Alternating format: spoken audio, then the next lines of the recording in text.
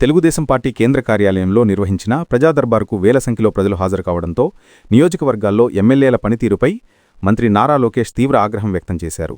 సుమారు 5 గంటల పాటు ప్రజల సమస్యలను విన్న లోకేష్ ఎమ్మెల్యేల తీరుపై తీవ్ర అసహనం వ్యక్తం చేశారు. ఇంతమంది ప్రజలు సమస్యలతో పార్టీ కార్యాలయానికి వచ్చారంటే నియోజకవర్గాల్లో పరిస్థితి ఎలా ఉందో అర్థమవుతోందని లోకేష్ మండిపడ్డారు. ఎమ్మెల్యేలు తమ నియోజకవర్గాల్లో గ్రీవెన్స్ నిర్వహించడం లేదంటూ ఆగ్రహం వ్యక్తం చేశారు.